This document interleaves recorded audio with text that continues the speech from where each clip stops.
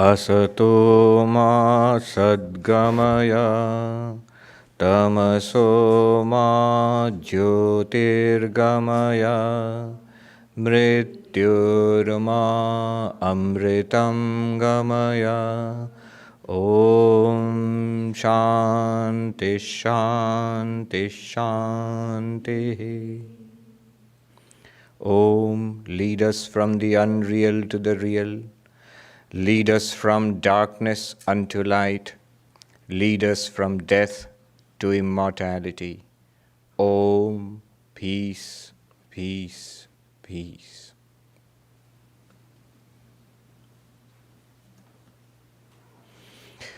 Good morning. You're all aware today that we have an interesting subject, no mind. A few weeks ago when we announced this subject, a gentleman asked me, so no mind, I was so intrigued. The no mind, does it mean not thinking or being unconscious? So what is this no mind? I was giving a series of lectures on the Mandukya Karika of Gaudapada. I've given 2 talks on this. I think the first one was the Essence of All Vedanta, based on the first chapter of the Mandukya Karika. The second one was the ultimate truth, based on the second chapter of the Mandukya Karika. And today's talk, no mind, is based on a couple of verses in the third chapter of the Mandukya Karika. The third chapter of the Mandukya Karika is called Advaita Prakaranam, the chapter on non-duality. In the first chapter, the Upanishad was there, the Mandukya Upanishad. And the teachings of the Mandukya Upanishad are discussed in detail, are described in more detail in the second, third, and fourth chapters. So, in the second chapter, what was done was, on the basis of logic, on the basis of reason and our own experience, the falsity of the world is demonstrated. That the world, Jagat Mithya, world is supposed to be an appearance in non-dual Vedanta. That is demonstrated, that is proved using logic based on our own experience. That's the second chapter of the Mandukya Karika. The third chapter of the Mandukya Karika is, the world is an appearance, but an appearance of what? What is it that is appearing as the world? The classic example in Vedanta, the rope appearing as the snake. All right, the snake is false, there's no real snake. But then, what is it that is appearing as the false snake? It's the rope which is appearing as the false snake. What is it that is appearing as this false world, illusory world? It is Brahman, existence, consciousness, bliss, or as we saw in the first chapter of the Mandukya Karika, the fourth aspect, literally the word Turiya means the fourth aspect, but we saw that it does not really mean the fourth. It means the one reality which appears as our waking experience, this one, as our dream experience, and as our deep sleep experience, that one consciousness, Turiya. That is the reality which appears as this world. Therefore, the essential teaching of Vedanta, Brahma Satyam Jagat Mithya, Brahman alone is real and the world is an appearance. And what are we? Real or appearance? We are none other than Brahman, Jiva Brahmeva Naparaha. This thing is talked about and demonstrated in the third chapter called Advaita Prakaranam, the chapter on non-duality. And this is demonstrated with the help of reason. In the third chapter, Gaudapada tells us Samsara, this problem which we have, Samsara, this is duality. Duality causes samsara. And moksha, freedom, non-duality is freedom. So Advaita is moksha and Dvaita is samsara. You might say that seems unfair. Why would Dvaita be samsara, duality be samsara, in what sense? But just look at our own experience. We have duality. By the way, when Dvaita or duality, when we talk about it in Vedanta, what it means is this subject-object duality, which is the very basis of our experience of this world. I am a limited being separate from all of you. This feeling, which we naturally take for granted, I am separate from all of you. You are different, I am different. This difference, this is the duality, subject-object duality. I am the experiencer and all of this is something separate from me. This subject-object duality is at the root of samsara. Take our experience. We can just look at our experience. In the waking world, is this subject-object duality there right now? Yes. We experience it. And there is samsara. There are things which we like and we are chasing it. There are things which we are scared of, afraid of, uneasy about. We try to avoid it. And thus it gives rise to strife and struggle, what we call samsara. Constant change, aging and decay and death, and probably rebirth again. So this is what we call samsara. And this goes on. This is our waking experience. Look at our dream experience. In dreams, do we have this duality, Dvaita? Yes. In dreams also. We have good dreams and bad dreams, but everywhere we also have that subject-object experience. I am experiencing something. Though later on when you wake up, you realize it was all in my mind. But in the dream, we don't feel that. In the dream, we feel, I am the experiencer and this is something that I'm experiencing. The duality, subject-object duality is there. Dvaita is there. And so samsara is also there. What about deep sleep? When we completely fall asleep and we are not aware of the world, we do not dream dreams in our mind, we are not even aware of ourselves as sleeping. Deep sleep, is there samsara? We do not experience samsara in deep sleep. I sometimes say, the person with the greatest problems in the world, suppose person is sick and maybe dying and on life support in Mount Sinai or something like that, terrible condition, and insurance is not willing to pay up also. So all sorts of problems, terrible problems. And yet, when that person goes to sleep, falls asleep, deep sleep, that person has no problem. Yeah.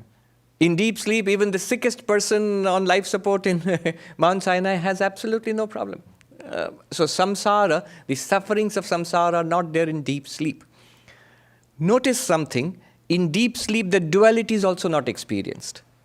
Subject and object are also not experienced. Duality, Dvaita is not there, or at least is not experienced in deep sleep. And so suffering, samsara is also not experienced in deep sleep. Gaudapada seems to have a point when he says duality and samsara go together.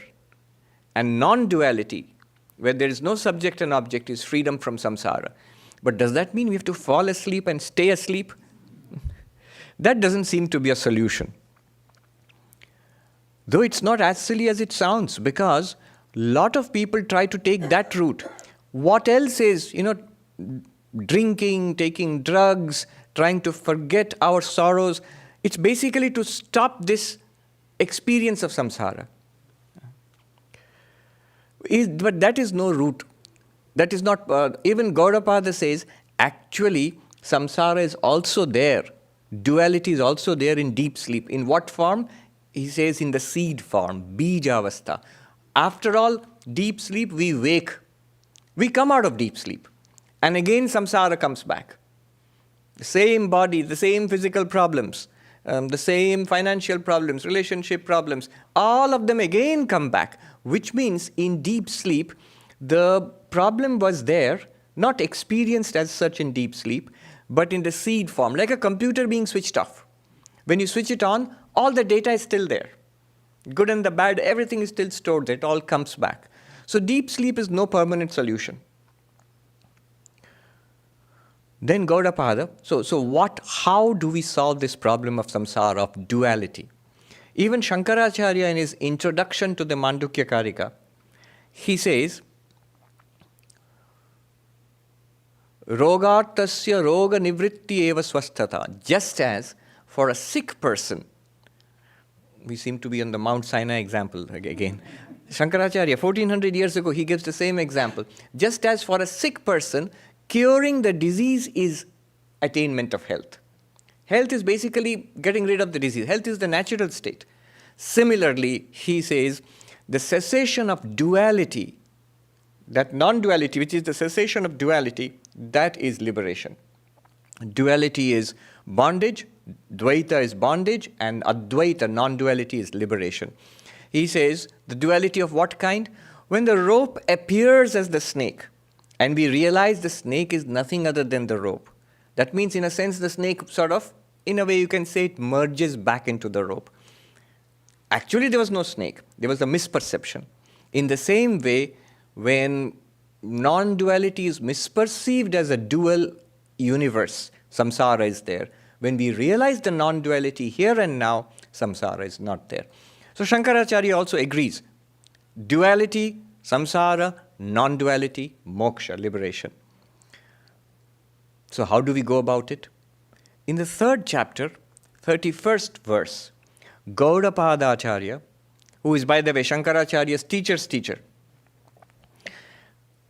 You know, when you study the Mandukya Karika and you study Shankaracharya's works, you seem to see, quite naturally, a change in the tone.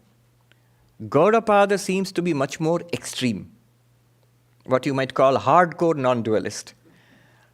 Shankaracharya's range is much broader. I asked a Swami in the Himalayas, do you think that there is a difference between Gaudapada and Shankara? And why does Gaudapada seem to be more hardcore non-dualist, giving no quarter? Then that Swami said, in the typical Hindi of that place in the Uttaranchal, in the Himalayas, he said, Gaudapada Acharya to bahut pakkad Mahatma the. Gaudapada was, see, the word fakkad it has different meanings in India. In the lower regions, in the plains, it means a beggar. You know, like what you might call a hobo here. I don't know if there are any more hobos, but so like a beggar.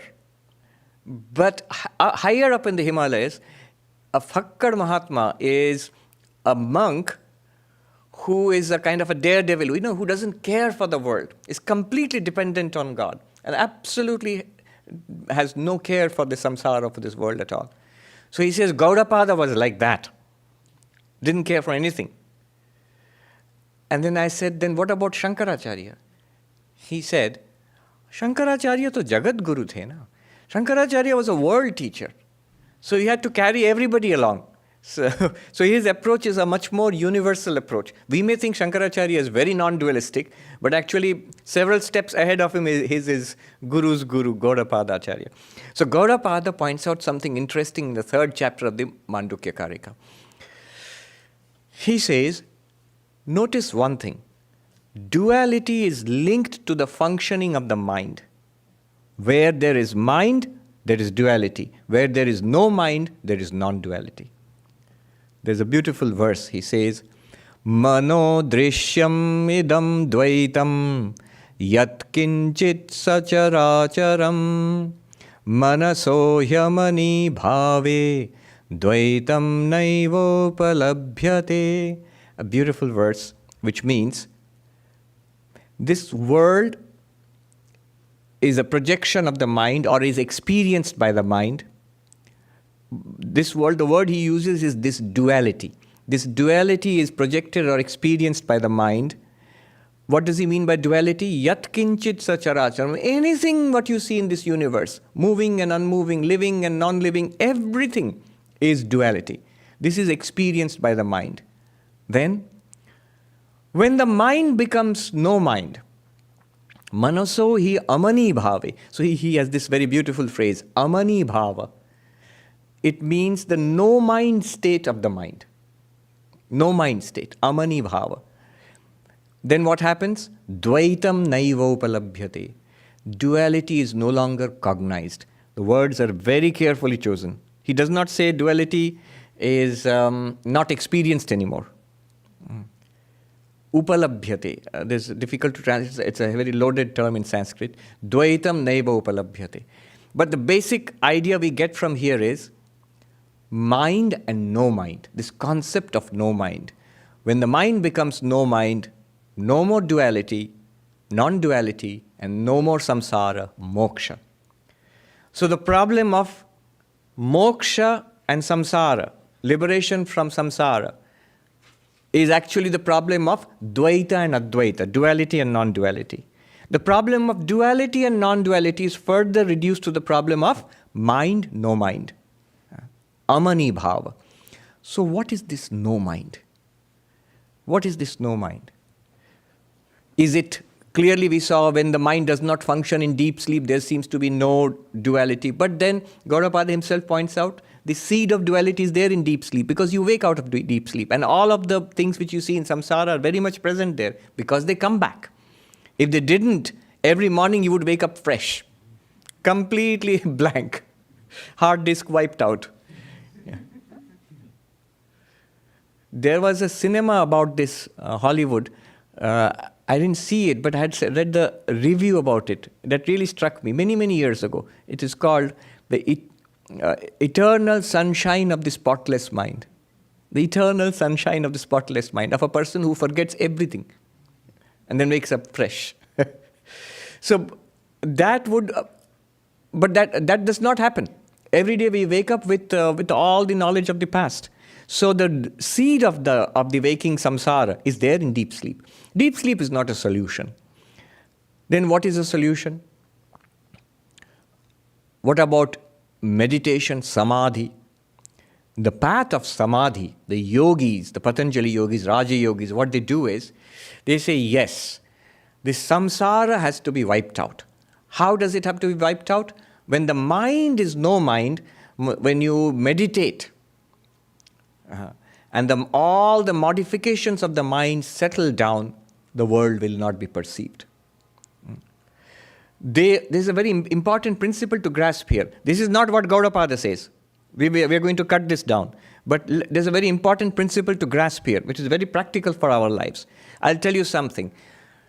Spirituality or no spirituality, yoga or no yoga, Vedanta or no Vedanta, all the samsara that you and I, what we experience, what we are experiencing right now, we are experiencing in our minds. Do you agree? No, you've read too much Vedanta, that's why you agree so. But think about it. Every experience that you have, from the beginning till now, and whatever experience we will have from now on, all our experiences are experiences in the mind. Without mind, no experience. You will say, no, there are things outside and we are experiencing them. Actually, what is happening is, when you look at the flowers there, what is happening is light falls on those flowers, and the light is reflected back to your eyes. It enters your eyes, and in the lens of the eyes, an image is formed. And see, already at this stage, what has entered into your eyes is light, not the flower. If the flower entered your eyes, then you would be blind. What enters our eyes are not people and flowers and trees and cars. No. That would be a disaster. Only thing that enters our eyes is light.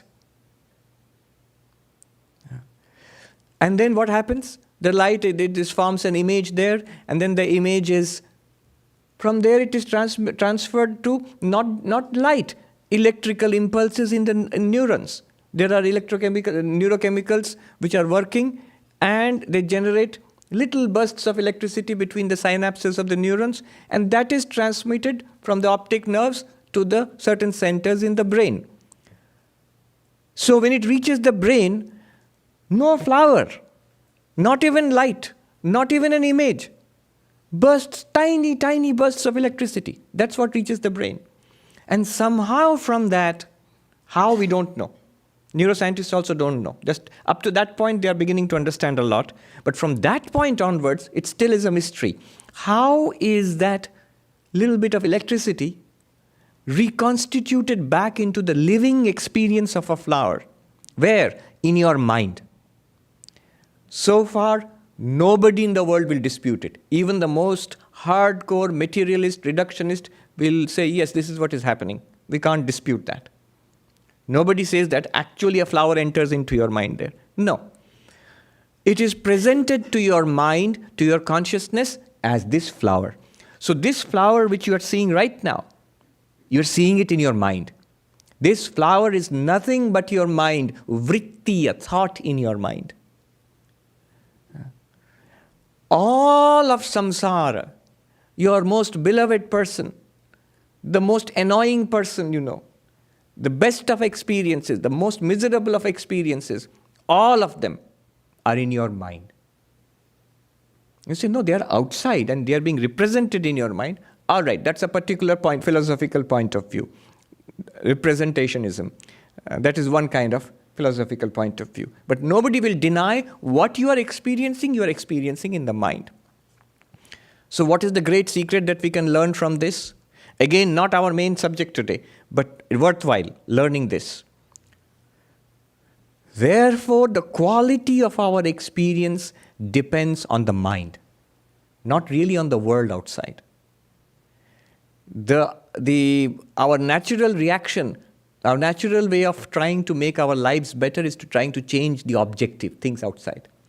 A wiser person tries to change the subjective. Our whole perception of things and the way we understand and react to things inside the mind. One of the most beautiful things I've heard comes from a monk in the Himalayas who said, I'll tell you in Hindi and then translate into English. Shant man mein bhala sansar kaun dekha hai? Whoever has seen samsara in a peaceful mind. What is the great thing about this?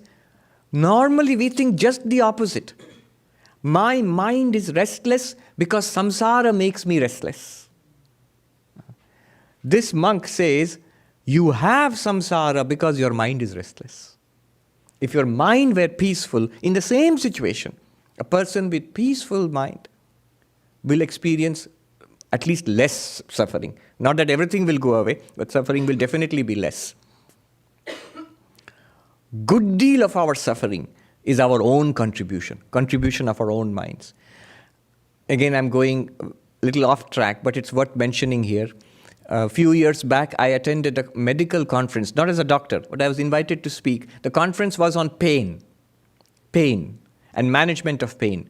And one of the sessions was talk therapies, so counseling for pain management. And there were different people giving talks, counselors, doctors, patients suffering from chronic pain, so on. One of the doctors said something very interesting. He said, I'll let you into a dirty secret of the pharmaceutical industry. The painkillers, he said, some multi-billion-dollar worldwide industry, painkillers. He says the effectiveness is less than 50%. Less than half of the drugs have any effect at all. Some of it might be placebo effect, and less than half of it has any, and there are a lot of side effects. That is there. Side effects are guaranteed. And then he drew 3 circles. Pain. Big circle. This is for chronic pain. Continuously people who have different kinds of back pain, things like that. So big circle, inner circle, and the smaller circle inside. He said, the smaller circle is the actual physical pain felt.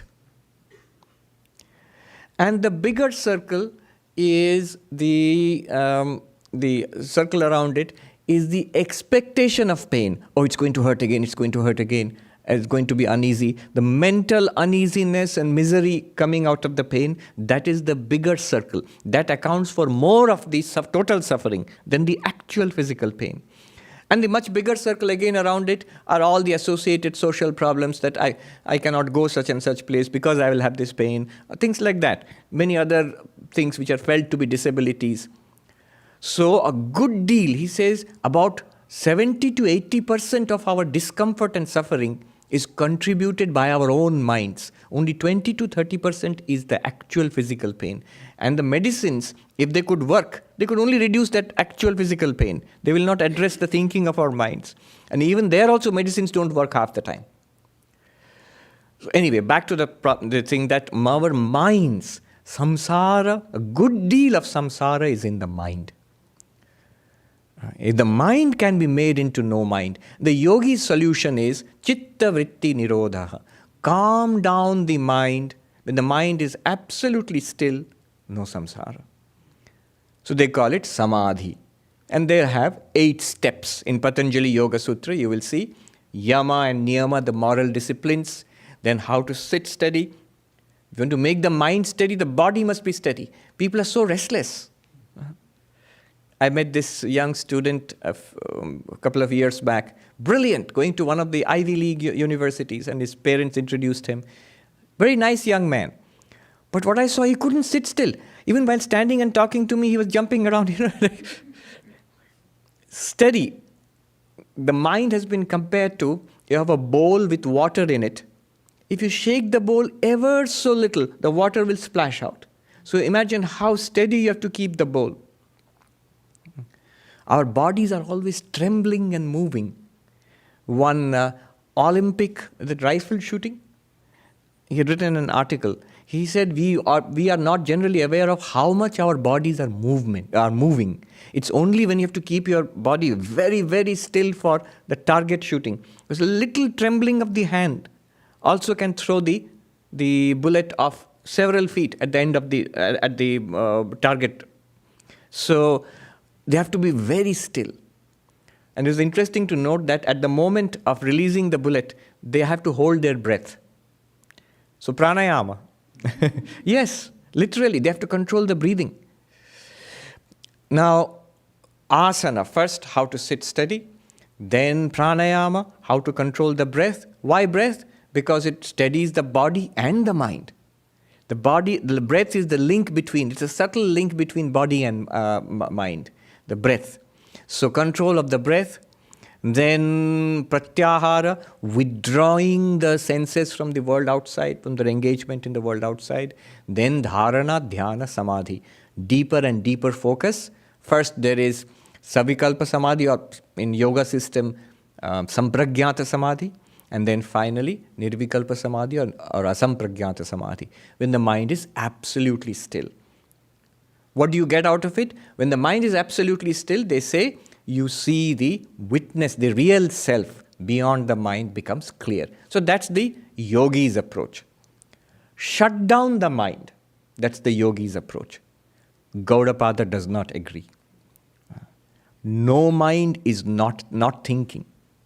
No mind is not shutting down the mind. No mind is not being inactive. What is no mind then? Amanibhava, no mind, basically means managing the mind, spiritualizing the mind. This is the central question of spiritual life. Whether you are a devotee, whether you are on the path of knowledge, whether you are a Buddhist, whether you are a meditator, whatever it is, ultimately, whatever the philosophy, it comes down, the practical thing comes down to handling the mind. Therefore, you will see this question, what we are talking about today, no mind. This question was actually asked to Sri Ramakrishna by Master Mahashaya, M. We don't think about it that way because the Gospel of Ramakrishna is written in such a simple language. But the tremendous depth in that. I'll tell you what M asked. The very first question that M asked in his second visit. The first visit, there was no chance of deep discussion. The first real discussion that M had with Sri Ramakrishna, and the very first question he asked, which shows the caliber of the mind. Our questions show a caliber of our own minds. I heard about a university where the examinations are, not that the questions are asked and you have to answer the questions. Rather, you are asked to formulate the best possible question you can. And you're graded on the toughest questions that you can formulate. And the students say it's actually much harder to formulate a difficult problem than to solve a problem. So M, he asked the question, he asks two questions. And I think they are the fundamental questions of spiritual life. The first question is what we are dealing with today, no mind. You know what he asks Sri Ramakrishna?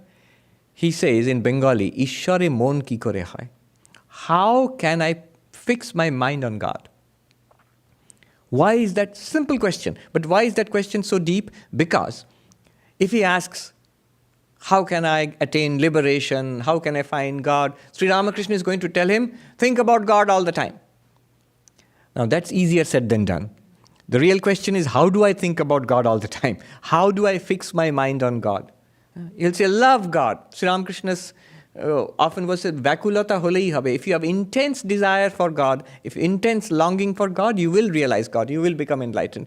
But then the question really is, how do I get intense longing for God? That's the question. So M is so intelligent, sensitive. He asks that question first. Not how I will realize God. How can I fix my mind on God? He asks that question. That's the first question. Sri Ramakrishna's answer, 3 sentences. He covers the entire range of spiritual practice. Simple sentences.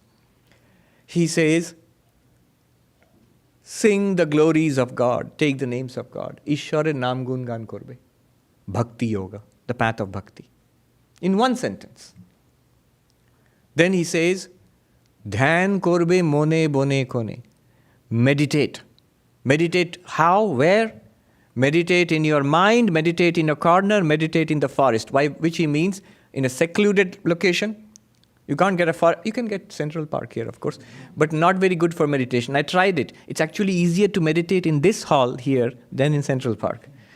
There's something about the tanmatra, the underlying vibration there, though it's very beautiful. So meditate in the forest, meditate in or a secluded place or ashram, wherever in the mountains, and meditate in the mind. Meditate in a corner of your house, wherever you are. Basically, Raja Yoga, the path of meditation. He indicated it. And the third one is what interests us, what would make Gaudapada perk up his ears. He says, always do viveka, the philosophical, spiritual discrimination, viveka. We'll talk about this later on. Always do viveka between the eternal and the non-eternal. And what you find to be non-eternal, temporary and transient, have vairagya for it. Dispassion for it. Follow the eternal, give up the non-eternal. So 3 sentences.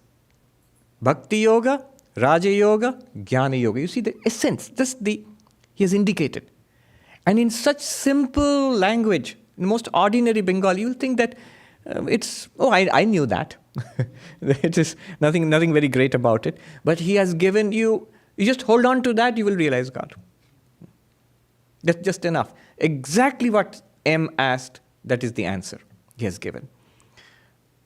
What is no mind? The yogi says no mind is samadhi, shutting down the mind. What does Gaudapada say? The next verse. The verse I just quoted was 3.31, 3rd chapter, 31st verse. Now 3rd chapter, 32nd verse. Next verse tells us what is Gaudapada's advice about no mind. Atma satyanubodhena na sankalpayate yada amanastam tadayati grahya bhave tadagraham. What does it mean? When you realize yourself, the Atman, as existence, consciousness, bliss, as Brahman, then the mind, there will be no more desiring, reaching out, grasping in the mind anymore. When the mind finds nothing out there to grasp, then it becomes a non-grasping mind, agraham. That is no mind. Then the mind becomes no mind. What does it mean? Let me repeat a story, but it's very relevant here. I have already told you the story, the Princess of Kashi. Many of you have heard it, but it's very relevant here. The story goes that there was a prince, there was a kingdom in ancient India where in the court a play was staged. And in the play, one of the roles was the role of a little girl who was the Princess of Kashi. Kashi, you know, Benares, that was a big city in ancient India. Now, they couldn't find a little girl to play the role, so the queen said, the prince can be dressed up. The prince was a little boy at that time, 5 years old, so he can be dressed up as a girl, as a princess, and he can be the Princess of Kashi. So they dressed up the prince as a princess, and the play was staged. And the boy looked so cute, the queen said, make a painting. Today it would be so easy, just click.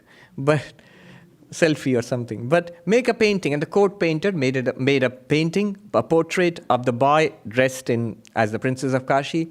And he titled it, named it the Princess of Kashi, dated it, and so on and so forth. 15 years passed. The prince was quite grown up, 20 years old now, doing all kinds of princely things.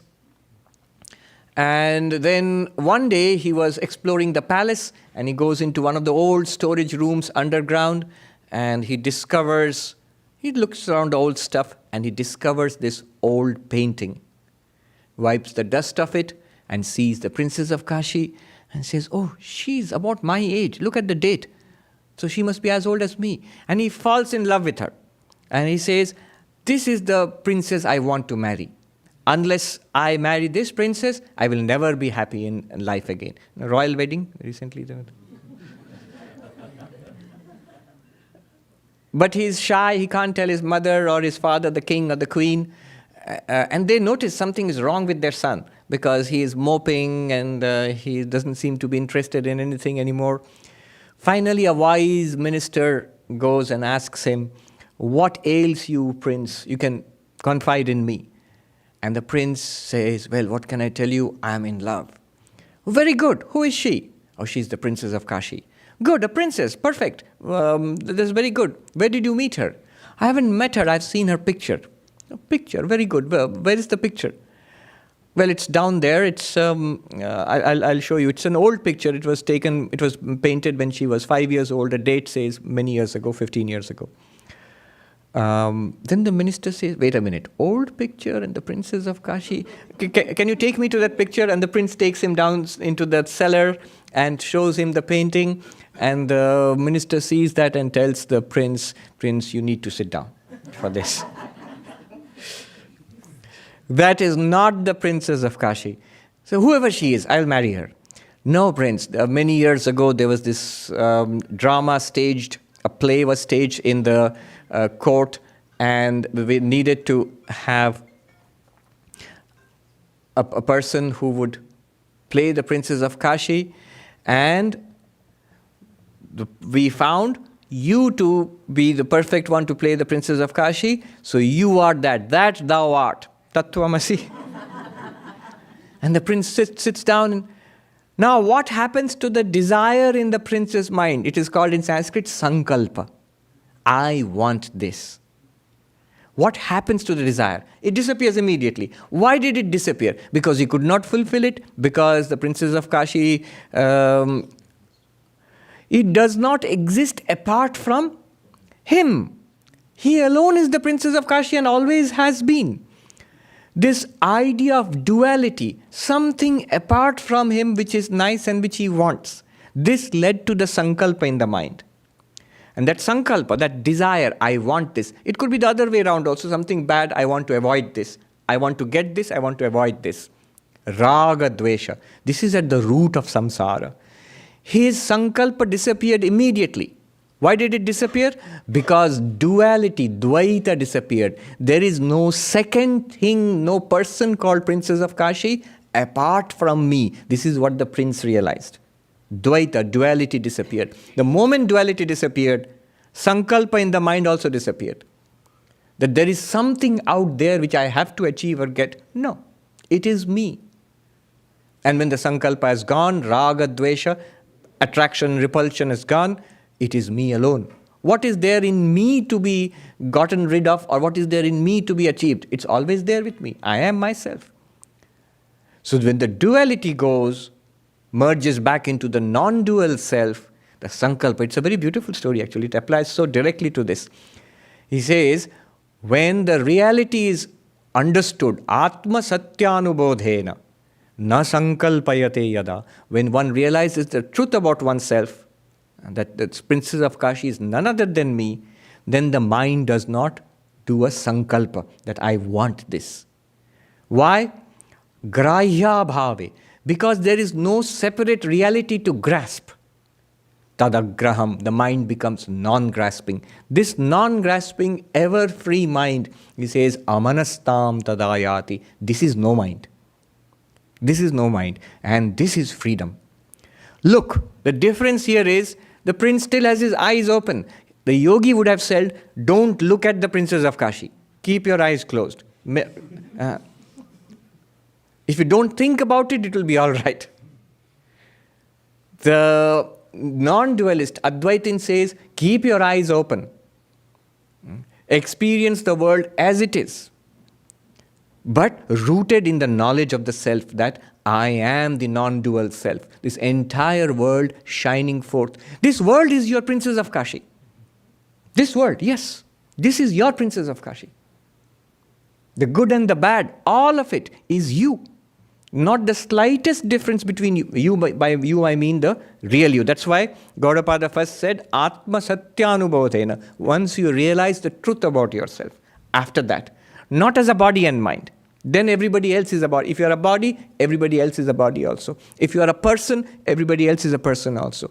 If you are pure consciousness, then the entire world, you see, appears in you, the pure consciousness. Samsara disappears. You see, this is the important thing. Difference between the yogic approach and the Vedantic approach. The yogic approach seeks to free you by erasing samsara, shutting down samsara. It's like you're watching a movie, a horrifying movie. You've forgotten it's a movie, you're scared. What's the way to come out of being scared? The yogi will tell you, switch off the movie. The Vedantin is telling you, see that it's a movie. Then the most horrifying movie also, you will enjoy it. You will give Oscar award to it. The more horrifying, the more Oscar awards you will give to it.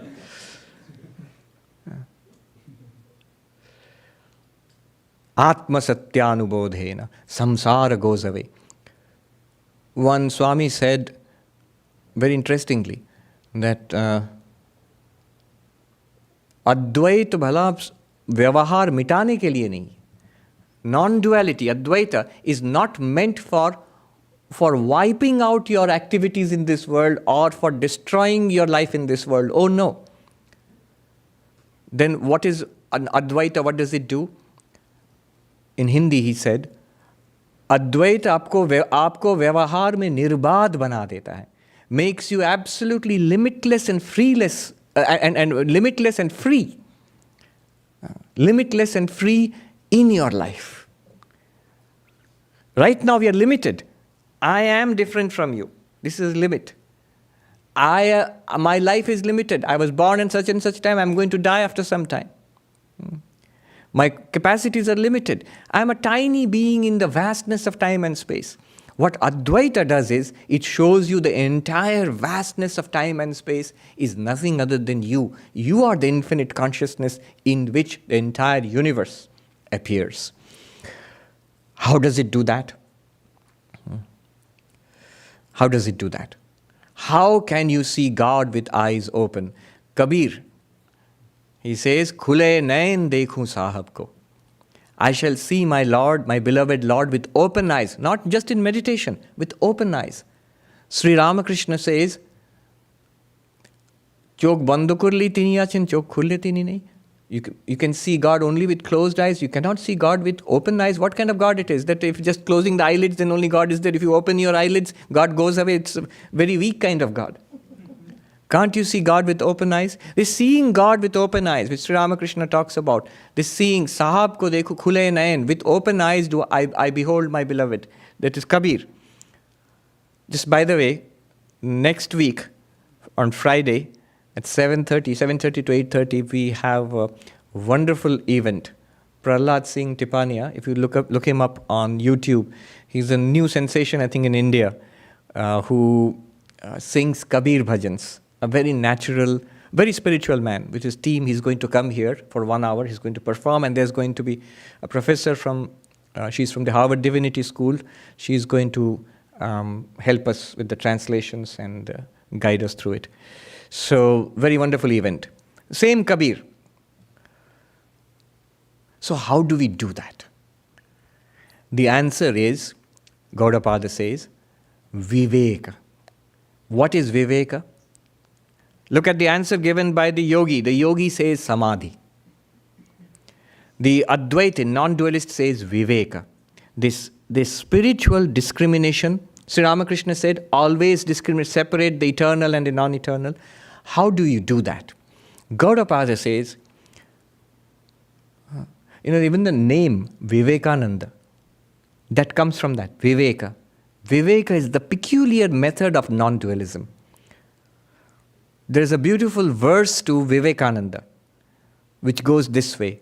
Anitya drishyeshu vivichya nityam tasmin samadhatta ihasma leelaya viveka vairagya vishuddha chittam yoso viveki tamaham namami. I salute that Viveki, the one who has Viveka. You see, the word Viveka is common in Indian languages, in Bengali or Hindi. There it means conscience. That which inside, the voice inside which tells us what is right and wrong. But there is a deeper philosophical, spiritual meaning to Viveka which you find in Vedanta. It is related. Conscience basically helps you to separate right from wrong. This separation, this philosophical separation in your understanding, in your grasping, that is done in Vedanta. What is Viveka in Vedanta? In that verse to Vivekananda it is said, Anitya drishyeshu, in this spectacle of ever-changing, temporary, transient world in life, Anitya, all transient. Drishya means experienced objects, this experienced life. In the midst of this, while experiencing this, he was able to discern the eternal. Here itself, Anitya drishyeshu vivichya nityam. He was able to separate Viveka. Separate how? Not physically, not with pincers or forceps. In your understanding, he was able to note, recognize in this very experience, in our experience of life, the eternal consciousness, existence, consciousness, bliss. How? You will ask. We want to know how to do that. I'm coming to that, don't worry. Wait just a minute. Let me finish the translation of that verse. And having separated in his understanding, what did he do? Tasmin samadhatta. His mind became absolutely absorbed in that. Samadhista. Became absorbed in the non-dual reality. With great difficulty? With tremendous effort? No. Ihasma lilaya, like play, like child's play. Why is it so difficult for us, and why was it like child's play for Vivekananda? The next line says, Viveka vairagya vishuddha chittam. The mind which is purified, prepared by Viveka, this philosophical insight, and vairagya, dispassion. Go back to what Sri Ramakrishna said. Continuously discriminate between the eternal and the non-eternal and have vairagya for the non-eternal. So that is where the shoe pinches for most of us. Even the understanding is not so difficult. But then letting go is a little difficult. Mentally again, letting go. So how do we do that? Where the name Vivekananda comes from. How do we practice this vairagya? How do we see the eternal in this non-eternal? Gaudapada says, and that is the teaching of the Mandukya Upanishad. Look at our lives. Our day has these three experiences. The waking experience, the dream experience, and the deep sleep experience. What are we? Who am I? What am I? Am I this person who's sitting here or talking here? Am I the person who, when I fall asleep, maybe I'm walking in somewhere in Mumbai or in Delhi, in a dream? Am I that person? Or is it the blankness of deep sleep, knowing nothing, knowing neither myself nor the world? Am I that person? That experience? Gaudapada says, the Mandukya says, you are the one consciousness in which the waker and the waker's world appears, in which the dreamer and the dreamer's world appears, in which the deep sleeper and the deep sleeper's world, I won't say appears, does not appear, blank. You are one consciousness. You are not the waker. The good way of understanding this is our dream example. In our dreams, our mind, when we fall asleep, it constructs a world. And in your dream, you are there also, right? You are also there in your own dream. You don't think it's a dream. You think you are there and you are experiencing something. It's like waking. It's only when you wake up from the dream, that moment of waking up, What is your discernment? What is your understanding? What is your viveka? Oh, it was a dream. All of it, all the people I saw, all the places I went to, all the time that passed, all the events that happened, and most interestingly, even I myself in that dream, that body, that person in the dream, all of it was dreamt up by my mind. And I wake up saying, oh, it was just a dream. But note, all of it was your mind. You alone became the subject and the object.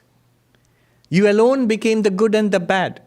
You alone became pleasant and unpleasant experiences. You alone became time and space in your dream. Exactly like that in the waking also, not the mind.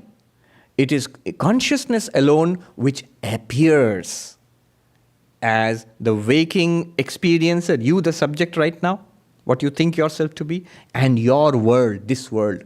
Both of them are appearances in one consciousness which you really are. That one consciousness is apart from the waker, dreamer, and deep sleeper. So the fourth, it's called the fourth Turiyam. First waker, second dreamer, third deep sleeper, fourth is the Turiyam. Is apart from it, but also underlying it, the ground of these three. Just like you, the waker, when you dream, you are apart from the dream person or the dream world, but you are the ground of that. Because of you, the dream and dreamer and the dream person and the dream world appears. In the same way, you are the one consciousness apart from the waker, dreamer, and deep sleeper, and yet in and through the waker, dreamer, and deep sleeper. This is called Atma, Anatma, Viveka. Remember, what are we doing now? Viveka, discrimination. Atma, Anatma, Viveka. Self, non-self. Not nonsense, non-self. The discrimination between self and non-self. Atma, Anatma, Viveka. Note some three things about it. One is the one consciousness is neither born nor dies. It's the person in the dream or in the waking who is born and dies. The body is born and the body dies. People are born and die. Things are created and destroyed. Things in the dream or in the waking world are non-eternal, temporary. They're subject to birth and death. That consciousness is not subject to birth and death. Atma is nityam, eternal. Anatma, not self, anityam. This is viveka, nitya anitya viveka. Another thing note, even in this world right now, everything is changing, but the consciousness to which appears this changing world, that consciousness is not changing. Body is changing. Body, traditionally they say six-fold changes. Jayate, asti, vardhate, viparinamate, apakshiyate, nashyati. It is born, comes into existence, grows and develops, becomes mature, then begins to deteriorate in old age and finally dies. Six-fold changes. And all of them are noted by the same unchanging consciousness. Consciousness, the Atma, the self, non-changing. Everything else in the world, whether it's waking world or dream world, changing. Deep sleep world, in the deep sleep no change is noted, but the deep sleep state itself changes into the waking and dreaming. So, Atma, nirvikara. Nirvikara means unchanging. Anatma, savikara. It changes. Whether it's the waking world, dream world, or deep sleep. Note one more thing, another point. This is the deeper point. The Turiyam, the pure consciousness, and the waker, dreamer, deep sleeper, are they different? They're actually not different. You, the person in your dream, and you, the person who's dreaming, are the two of you different? No. You, the dreamer, when you are sleeping in your bed and dreaming, you yourself have become the person in your dream, right? That person in the dream is not different from you. You exist without that person in the dream. Because you were there before the dream started, you are there when the dream is there because you are dreaming it, and you will be there when the dream ends, when you wake up. But that person in the dream cannot exist without you. As long as you dream, you, the person in the dream, you will be there. When you do not dream, that person is not there anymore. So, what is the point here? Atma satyam anatma mithya. Very important point. You, the pure consciousness, the witness consciousness, you are the reality, and the waker, dreamer, deep sleeper are the appearances. Just as the person in your dream is your appearance in the dream. Like a role an actor plays on stage. So, all of this, the waker, dreamer, and deep sleeper, and the waker's world, dreamer's world, and the deep sleep darkness, they are all appearances of you, the one consciousness. That one consciousness, the Atma, Satyam, it is the truth, it is the reality. The rest, the other three are appearances. Shankaracharya, in his invocatory verses on the commentary to Mandukya Upanishad, he says, Maya Sankhya Turiyam, a very evocative phrase. The real Atman, Satchidananda, you are called the fourth only when you count through Maya. When you count 1, 2, 3, these 3 steps you count are false. They are not really there. Only with respect to waker, dreamer, deep sleeper are you the fourth. But really speaking, you are the one. Those 3 are your appearances. Atma Satyam, Anatma Mithya. The self is real. The non-self is an appearance. Put it all together. Atma, Anatma, Viveka. Number 1. Atma is Nityam, eternal, and the Anatma is non-eternal. Number 2. Number 3 is Atma is unchanging, Anatma ever-changing. Number 4 is that Atma is Satyam, Anatma Mithya. Put them all together, what you will get is this. If the Anatma is Mithya, can you really count it? It's like an example I gave. If I eat a cookie and then I like it, and at night I dream about eating 3 more cookies. In the morning, will I say I've eaten 4 cookies? I can't say that. I cannot count the dream cookies. It works the other way also. You earn a lot of money, you get a lot of money in your dream and win the lottery, and you're counting the dollar bills. That counting is of no good when you wake up. You can't take that money to the bank. No. But you don't have to pay taxes on it also. That's also there. So,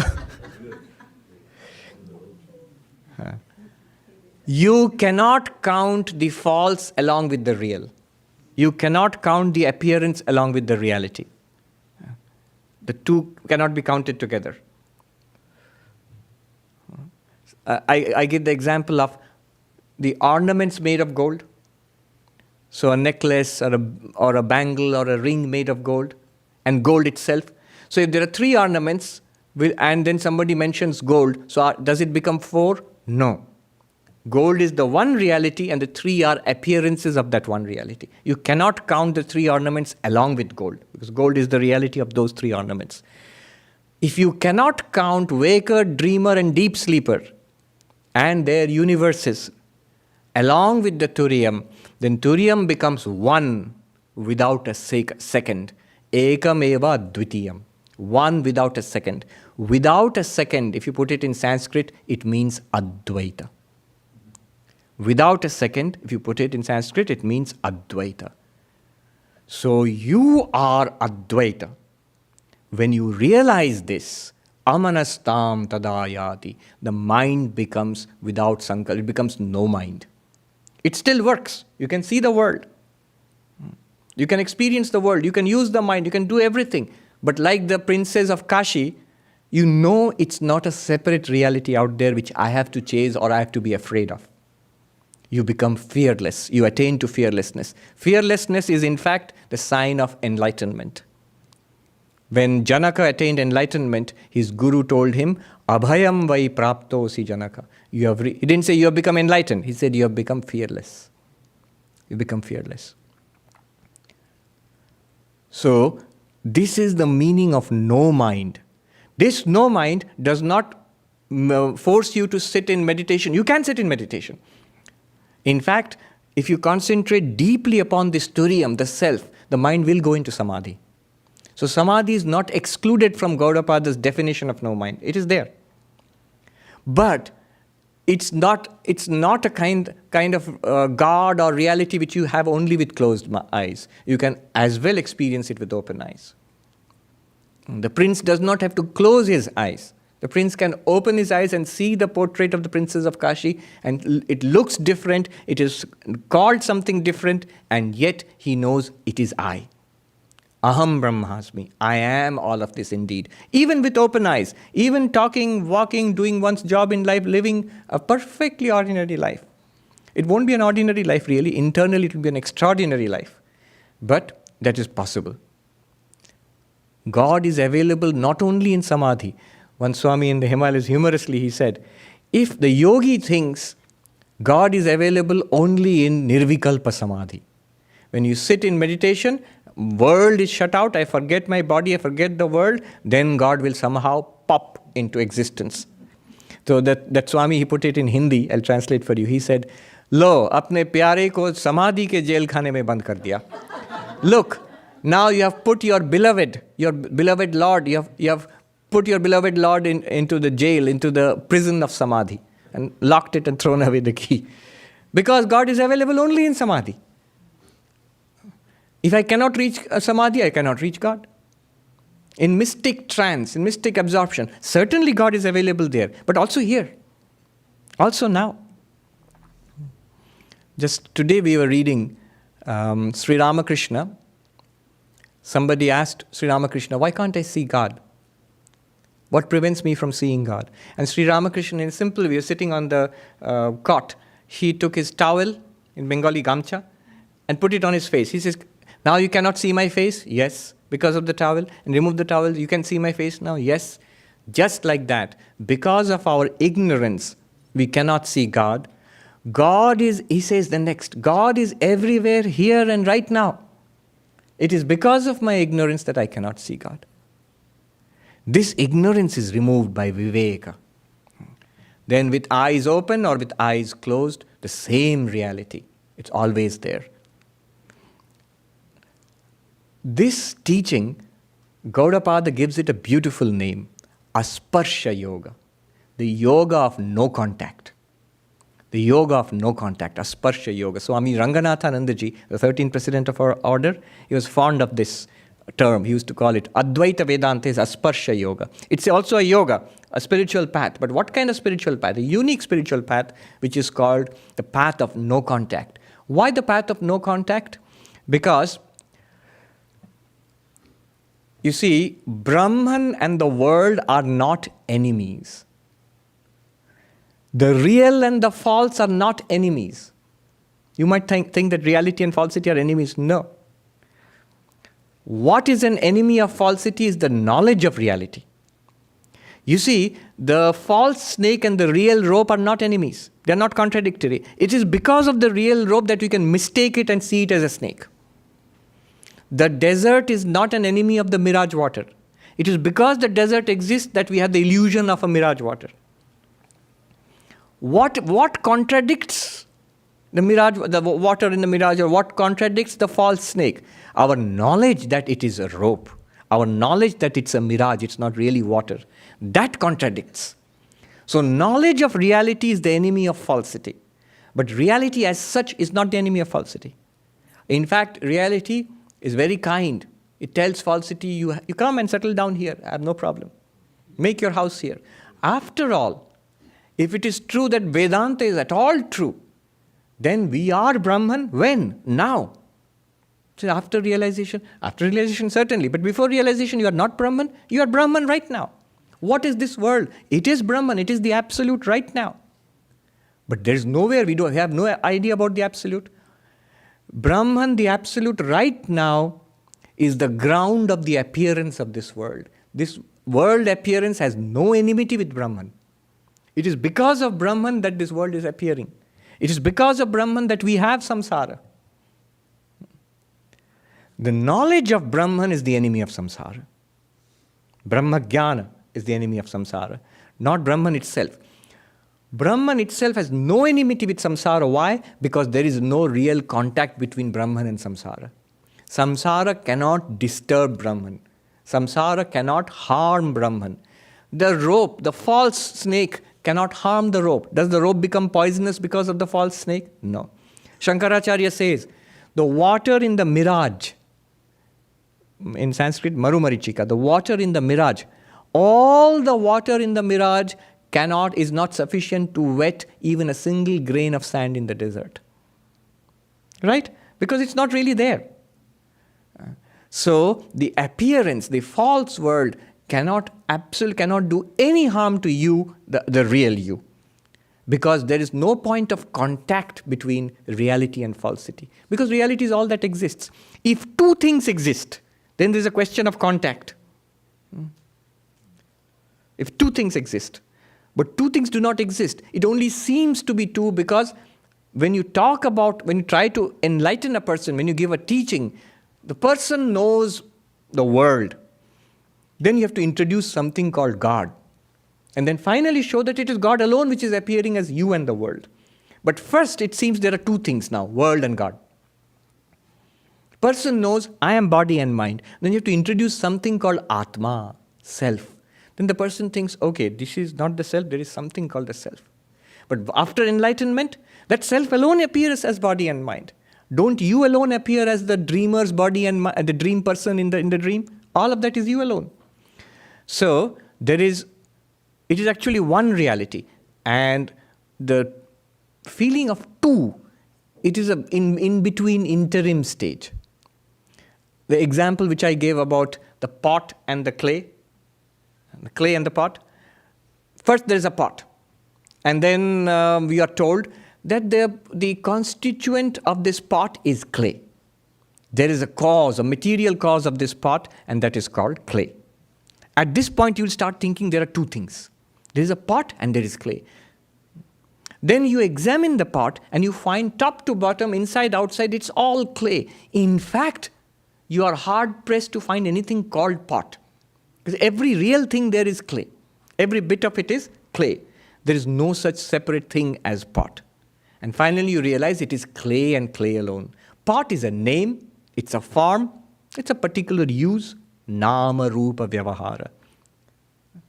The real problem comes if you stop halfway.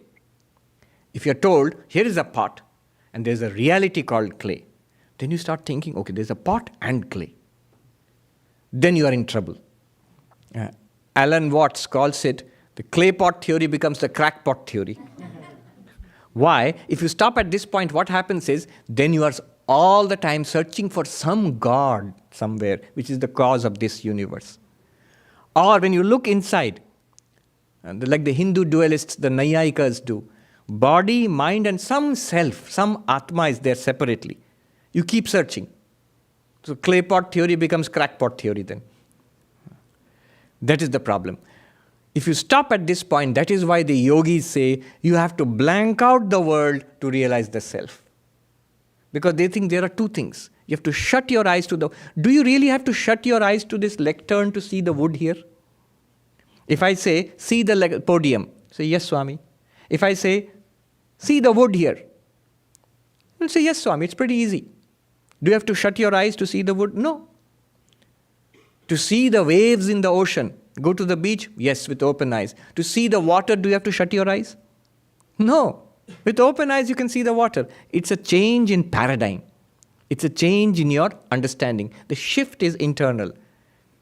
The yogi, because he thinks water and wave are separate things.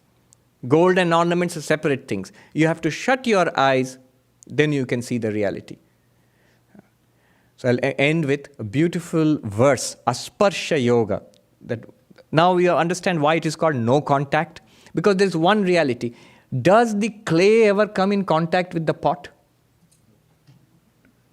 Now you'll understand. The clay never comes in contact with anything called pot. The pot is a construct which we think of. The clay in that form, we call it a pot. There is no thing called pot with which the clay will come in contact. So the clay is asparsha. It has no contact with the pot. Brahman, Atman, pure consciousness is asparsha. It has no contact with this appearance of the world. So Gaudapada has this beautiful verse, a slightly mischievous verse at the end, where he pokes fun at the yogis. He says, Asparsha yoga vai nama durdarsham sarva yogi bhi yogino bibhyati yasmat abhaye bhayadarshina. This teaching is called Asparsha Yoga, the path of no contact. And it is very difficult for yogis to understand this. It's very difficult for yogis to understand this. Why? The yogis are afraid of this path, are scared of this path, because they see fear in the fearless. Abhaye bhayadarshina. They are the ones who see fear in the fearless. Open your eyes, see the picture of the Princess of Kashi. No, you will be attracted to that. Don't open your eyes. Keep your eyes closed. No. So, abhaye bhayadarshina. They see fear in the fearless. Once you realize this as Brahman, you are the fearless. This world itself is the fearless. There is no fear here. Sri Ramakrishna says, people call it, he uses two words, dhokartati. This world is a place of deceit and fraud. He says, but I see it as majarkuti, a mansion of mirth. What is the mansion of mirth? This world itself, after realization, after enlightenment. This world itself is Brahman, the mansion of mirth. Abhaye bhayadarshinaha. So let us put it all together. No mind. This teaching of no mind. We noticed that because of the movement of the mind, we tend to think that there is a world of duality. World of duality leads to bondage, non-duality leads to freedom. So no mind is the key, amanibhava. How do you achieve no mind? The yogi says by samadhi, nirvikalpa samadhi. Shut out the world. Don't get involved in the world. Stay in samadhi and finally give it up. Vivekananda said, he who runs away to meditate and die in a Himalayan cave has missed the way. Don't look at the picture of the Princess of Kashi. So that is one approach to no mind. Another approach to no mind is given by Gaudapada Acharya. He says, Atma Satyanubodhena, by Viveka. Atma Anatma Viveka, by the Viveka of self and not self. By the Viveka, by seeing that the self is eternal and not self, non-eternal. By seeing that the self is unchanging and the not self changing. By seeing finally the self is real and the not self is an appearance. By this Viveka, you will realize the self alone is non-dual. Advaitam. When you come to the non-duality of the self in this way, you have achieved amanibhava. And that amanibhava is permanent. It's not dependent on any kind of practice anymore. You see it as very natural. Very good. Let me do a peace chant and then I'll come back for Q&A. Om Shanti Shanti Shanti Harihi Om Tat Sat Shri Ram Krishna Arpanamastu.